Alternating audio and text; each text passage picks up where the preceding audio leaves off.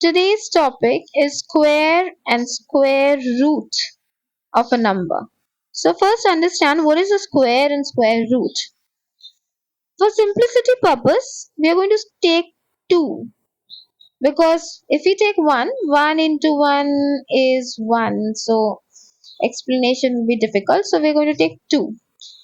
Square means to multiply the number by itself or this form of a number, that is anything to the power 2.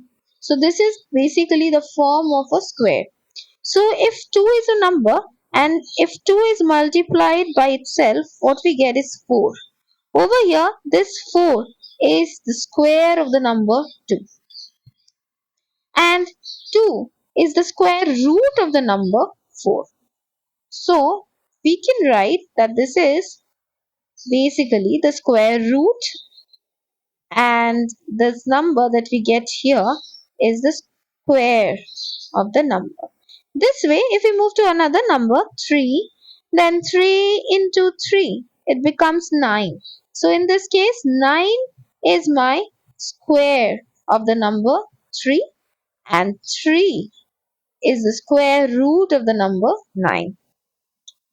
Now we have to understand what is a perfect square. See, if we are trying to find out a square root of a number and if we get a proper natural number, then it is known as a perfect square. For an example, you can see 9. 9, if we take out the factors of 9, we get 3 into 3. So we get a proper natural number. But for an example, if we are taking 20, we have to list all the factors of 20. We get 2 into 2, 4 into 5, 20. So over here you can see there are two 2's, but there is only one 5. So if you have to write this in root form, we have to take 1 2 from this pair, and we have to take this 5 as root 5. So you can see we can't get a proper natural number. We are getting numbers in a root form, that is root 5.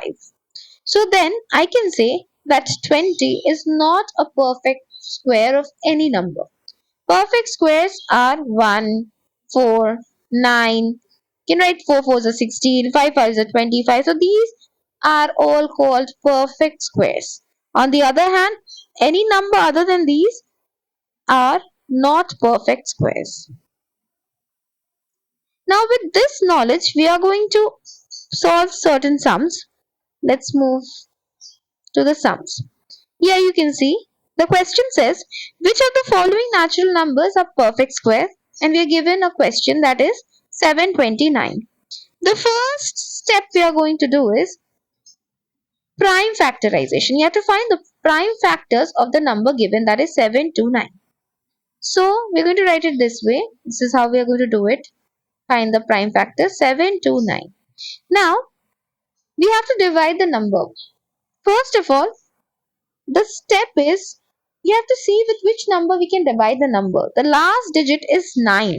The rules of divisibility says that if there is an odd number in a units place, that is over here in this case there is 9, then the number is definitely non-divisible by 2. So 729, if you try to divide, it will not get divided. So we will move to the next natural number, that is 3. But you can see for 3, we don't have to always divide and check. We can apply the rules of divisibility of 3. The rules of divisibility of 3 says that if the sum of the digits of the number, that is 7 plus 2 plus 9, if the sum of the digits of the number is divisible by 3, then the whole number 729 is divisible by 3. I'll show you how to do it. See, the sum of the digit is 7. So 7 plus 2 plus 9. If we do it, we get 18. So 18 is definitely divisible by 3 because you can see 6 into 3 is 18. So it is definitely divisible by 3. So in this case, we can conclude that 7 to 9, the whole number, is also divisible by 3. I'll show you. See, now we have to divide so that we can find out the number. Now we have got the number 7 to 9. Let's divide 7 to 9 by 3. We know that it will be definitely get divisible, but we have to find out the number. So for that, divided 3. 3 twos are 6, 1, get 12, 3 into 4, 12, then 9 goes down, 3 threes are 9. So you can see, as I told you, 729 is definitely divisible by 3. Now the number that we get is 243. Now this 243, this number, we are going to write it here. So write the number here. That is 243 and it is divisible by 3. So we are going to write this 3 over here. Again, apply the rule of divisibility. See, 3 in the units digit, which means it is definitely not divisible by 2. We will move to 3. Check. 2 plus 4, that is 6, plus 3, that is 9. So 9, it is divisible by 3. So 243 will also get divisible by 3. So let's do it. 243 divisible by 3. So 3 8s are 24 and we get 3. 3 1s are 3. So the number that we get is 81. So 3 over here and that's 81 will be written here.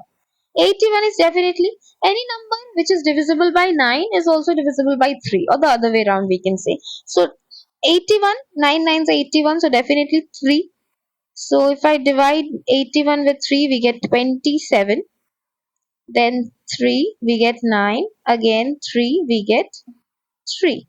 So this way, we can see we have got how many 3's? We are going to count it and write it this way. 729 is equal to, count the factors, that is 1, 2, 3, 4, 5 and 6. So 6 threes. So we're going to write these threes here.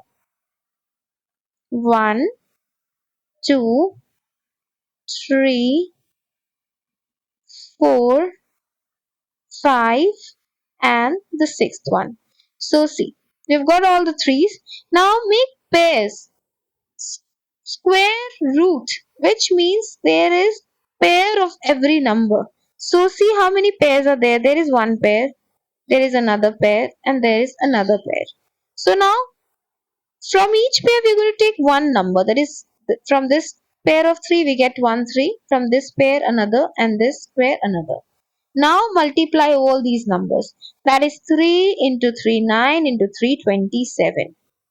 So 27 is my answer. We can therefore say that 729, that is the question that was given to me, 729 is a perfect square of 27. The answer that we got from here. Okay. So which means 27. If 27 is multiplied by itself, we'll get 729. See? Let's check it. 2 7 2 7. 7 into 7 49. 7 into 2 14. Plus 4 18. 2 sevens are 14.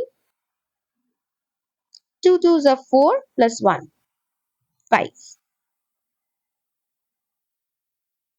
9. 8 plus 4 12. 5 plus 1 6 plus 1 7. So you see, we've got 729. We have proved that 27, if multiplied by itself, we get 729. So this is how we are going to solve this, and this is how we are going to write the reason for it.